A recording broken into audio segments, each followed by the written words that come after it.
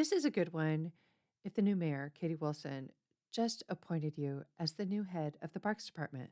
The last Parks Department director, AP Diaz, was from LA. He traveled a lot to UN biodiversity workshops in Colombia, Dubai COP28, Generation Restoration Capacity Building Workshop in Cape Town, South Africa. So, if you're the new Parks Department director, I might listen to this podcast. And I would honestly recommend that you might want to ask Councilmember Joy Hollingsworth if you could buy her a cup of coffee, get the scoop. She is the council member for this district. And also, her grandma, Dorothy Hollingsworth, was a prominent civil rights activist here in Seattle. When Dorothy was younger, she tried to buy a house on McGilvra, about 10 minutes north of the boathouse. She wasn't allowed to due to the covenants that did not allow non-whites or Jews to buy property. Dorothy died about 4 years ago, but I did watch an interview with her, and in that interview she mentions that the house she wanted was on McGilvra. She said she could afford it, but they wouldn't let her live there. And I wonder if she used to point it out to her kids, to her grandkids when they drove by. But enough of politics and real estate history for now. Sayres Park seems safer to me this year. Perhaps it's the weather. I suspect it actually has to do with the rest of this story, with the after and with the response. There are now less cars in the park, less open drug sales right in front of the boathouse. Perhaps there was an armistice. Perhaps there were other more quiet interventions. There are now visibly more police patrols. There are also the old-fashioned kind of police patrols, where it's obvious the cop knows the neighborhood, knows the people, stops and chats. For a while afterwards, some cop cars even parked in front of the boathouse. There are also new park ranger patrols. I do wonder if the new park rangers knew how much of their job would be crime prevention and not wildlife education. But I'm glad they're there. And now to part 2, Showdown in the Pits.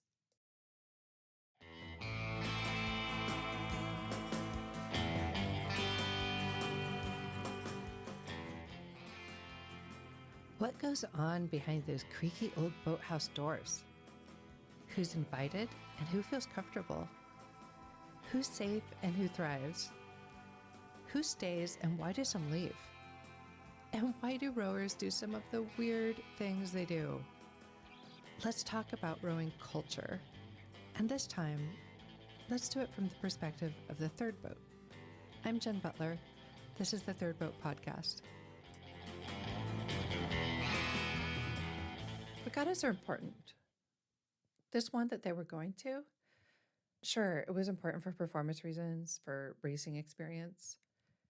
As a parent and someone who rowed a very long time ago, I now see the little regatta as something else. The regatta the kids were going to attend was at the other Parks and Rec club on the north end of town. It's a bigger club, and it always fills up when it's time to register. It's lovely, and it's on a small lake. The lake, to me, it looks impossibly teeny, but in fact, they can eke out a race course of 1,000 meters. For some of the kids, these little regattas mean more.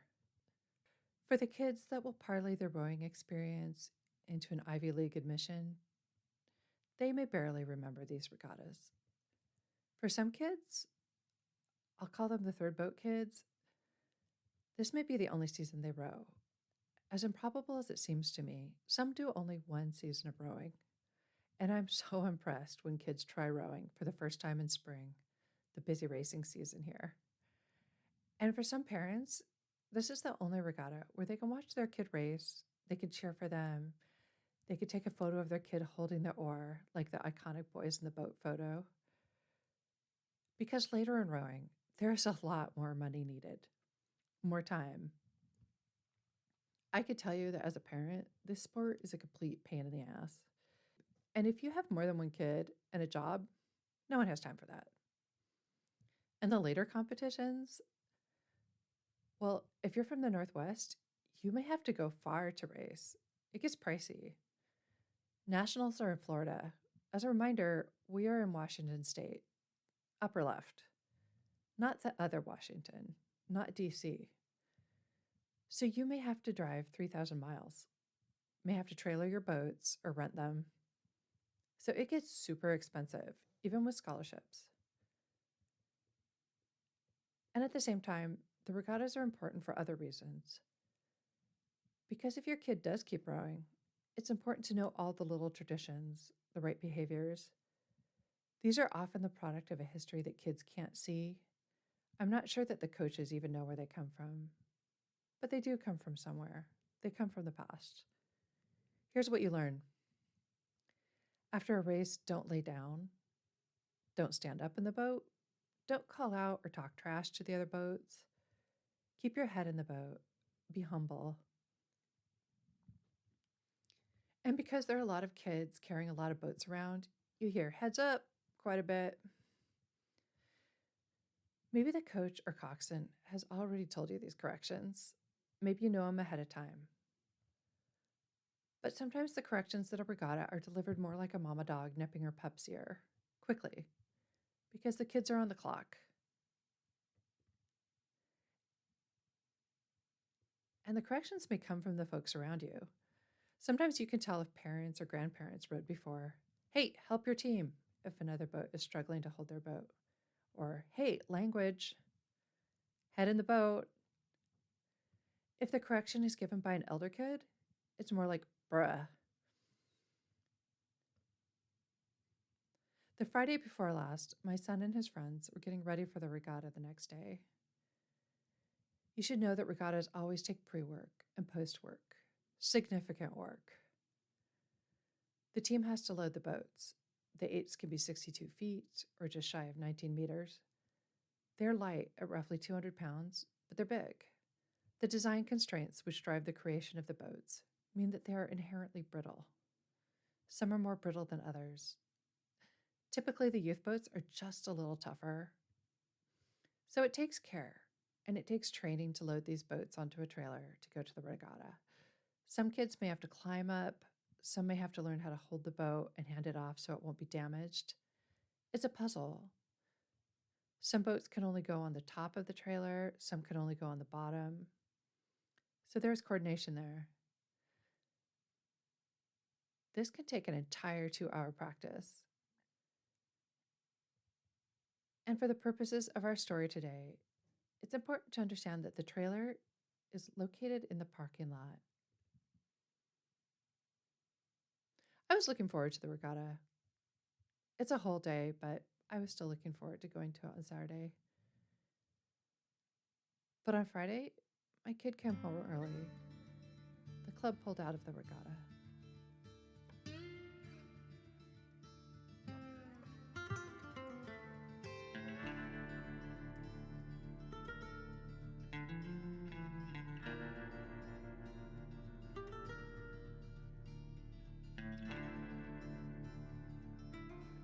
When a gun goes off in a park, it sounds like pop-pop. You don't always know what it is the first time you hear it. I live above a popular beach, and in the summer, I've heard the pop-pops a couple times. And now I know what they sound like.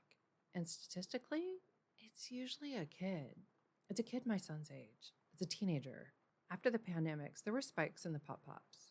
We shut the schools down hard and quickly. The response was immediate, and it was actually fairly impressive. I think that what came out of that, though, is that some neighborhoods were hit harder than others. One of those neighborhoods, well, it's adjacent to the club my kid rose out of. So in the neighborhoods that were hit harder than mine, some of those kids, the middle school kids in particular, you would see them roaming. Not at the start. At the start of the pandemic, we had a bunch of energy. We got everybody laptops. We thought we could hunker down for 2 weeks, but it lasted longer. And there are kids that didn't have parents at home that were locked down. The city tried to give them places at the community centers where they could go, log in, a bunch of other kids trying to drown each other out with their headphones on, doing remote learning, staffed by people that were well-meaning, certainly nice, and not all teachers. And inevitably, these kids, they would get lonely and they would wander. They found each other. You want to belong, right? Some of them found gangs. They made some bad choices. I am no public health epidemiologist, but I am pretty sure we had an increase in what I'm starting to think of as the lost boys in this town. I'm starting to think that maybe that's why we had a spike in all these darn pop-pops after the pandemic. And do we know if the boy in the parking lot that fired those shots was a lost boy? We don't. We can't, in part because most community centers do not have security cameras on them. There are civil rights concerns, there's a history of distrust. What will we do with that knowledge?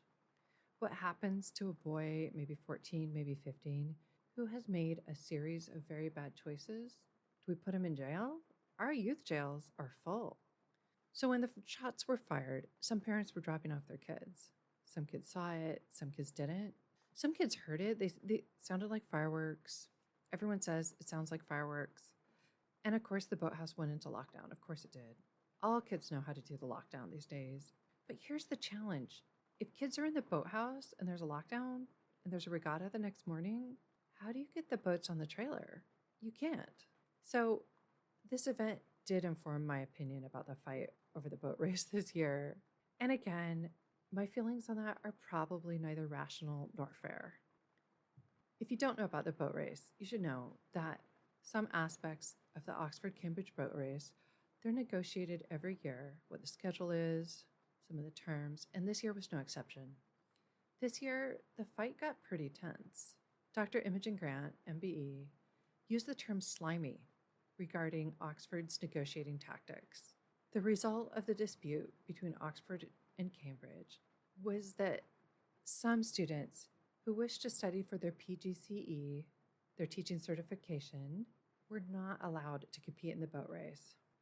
See, elite rowers attend Oxford and Cambridge in part to compete into this boat race. This is a really big deal. The boat race confers lifetime prestige. Arguably, you can cash that in for power and influence. And in the past, apparently, some students have been able to compete when they've attended a school for a PGCE. It's technically not a degree, it's a certification, but it's a time-intensive process. And when things are time-intensive and have rigid scheduling, that's really hard to train while you're doing them. So 3 of the candidates who wanted to do their teaching PGCE, they were disqualified. 2 were women, 1 was man.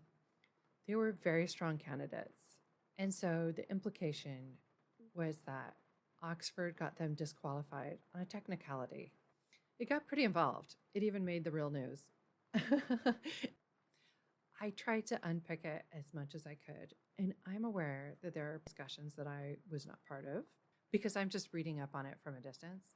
But I think I'm Team Imogen on this one. And I know some would disagree. Professor Sir John Bell of Oxford spoke out publicly defending the negotiations. But here's why I had feelings about it. Even though I'm like 5,000 miles away in a little parking lot in Seattle, it's because some of the Americans that go to Oxford and Cambridge to be in this boat race, they're getting MBAs. Perhaps it's harder, but it's less rigorous from a scheduling perspective. And let's be honest, Oxford didn't even have an MBA program until 1996. A lot of us would admit MBAs are a lot about networking. And I also have to say the reason my emotions became conflated on this one, it's because people with MBAs, they didn't save my kid, the kids at the boat club. They didn't rush them into lockdown, keep everyone safe from the pop-pops. The MBAs are not the ones every day who must try to help the lost boys and my kids at the same time. The folks who have to help every kid get in a boat, show up to class that don't have a choice, those are the coaches, the park rangers, the folks at the front desk of the community centers, the first responders, and a lot of teachers. So knowing that being in that boat race confers further honor and privilege, that by being in that boat race, you can go farther in society, have more influence, why wouldn't we want teachers to have that?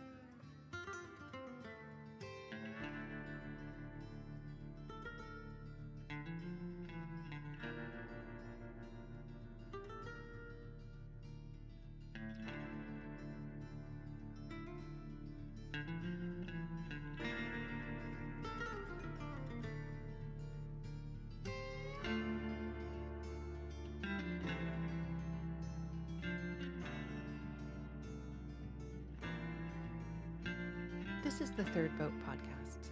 Thank you for listening.